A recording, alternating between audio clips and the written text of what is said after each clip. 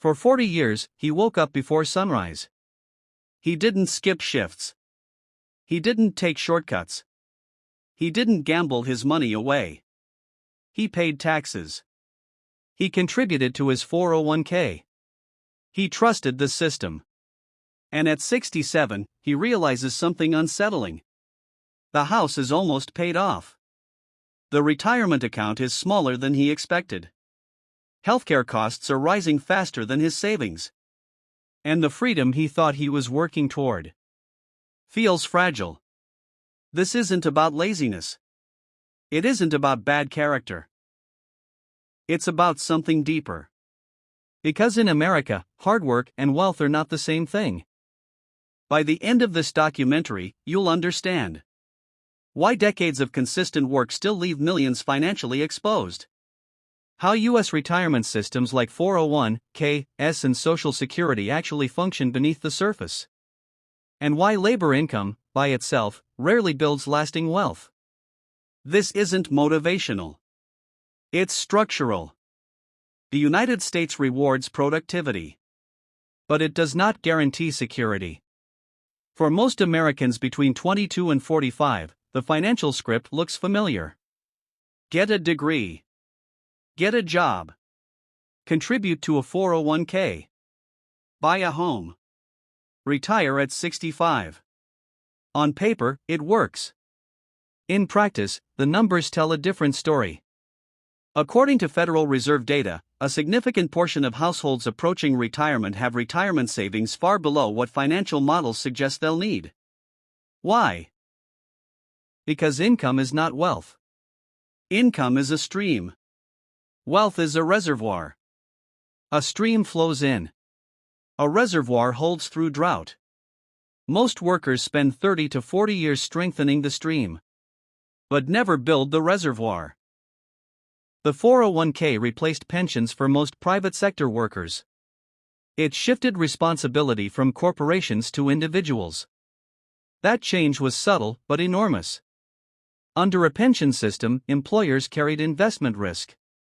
Under a 401k, you do. Markets fluctuate. Fees compound quietly. Emotional decisions erode long-term growth. And most people don't contribute the maximum. Even consistent contributors face a hidden constraint. The average annual return may look strong over decades. 7% to 8% after inflation, but life isn't a smooth curve. There are recessions. There are layoffs. There are years when contributions stop. Meanwhile, withdrawals in retirement begin just as volatility continues. Compounding builds wealth. Interruptions dismantle it. The system assumes stability. Real life rarely provides it. Many workers assume Social Security will meaningfully support retirement. It won't. The average monthly benefit in the U.S. hovers around levels that barely cover housing in many metropolitan areas. And Social Security replaces roughly 30 to 40% of pre-retirement income for average earners. It was never designed to be a full retirement plan. It was designed to prevent poverty. That's a very different goal. Inflation doesn't announce itself dramatically. It erodes quietly. Over 30 years, even modest inflation cuts purchasing power significantly. Healthcare inflation rises faster than general inflation. Housing costs in many U.S. cities have outpaced wage growth for decades. Now add taxes. 401k contributions are tax-deferred, not tax-free. Withdrawals in retirement are taxed as income. If tax rates rise, retirees absorb the difference. Meanwhile, required minimum distributions force withdrawals whether markets are strong or weak. The system extracts value on the way in. And again on the way out. Many American households carry long-term obligations. Mortgages. Student loans. Auto loans. Credit card balances. Debt reshapes compounding. When interest works against you instead of for you, wealth accumulation slows dramatically. A generation entering the workforce with 5-figure or 6-figure student debt begins compounding from a deficit. And time is the one resource retirement math depends on most. Let's compare two workers. Both start at age 30. Both earn $75,000 annually. Both receive modest raises over time. Worker A contributes 5% to a 401k. Spends most remaining income on lifestyle upgrades. Buys a home with minimal down payment. Maintains moderate credit card balances. Worker B contributes 15% consistently. Keeps fixed expenses stable as income rises. Invests excess cash flow into diversified assets outside retirement accounts. Avoids lifestyle inflation.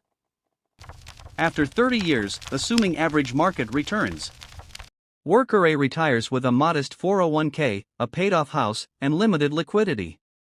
Worker B retires with significantly larger invested assets, optionality, and flexibility. The income difference was zero. The structural difference was compounding plus ownership. Earnings determine lifestyle. Ownership determines freedom. Here's where the conversation changes. Most people believe financial stress late in life is the result of insufficient effort. It isn't. It's the result of believing effort alone is enough. The American system compensates labor. It disproportionately rewards ownership. Stocks, businesses, equity, intellectual property. Labor creates income. Ownership captures upside. If you exchange time for money for 40 years without building assets that grow independently of your time, your retirement depends on a single variable: how long you can continue working. That's not security.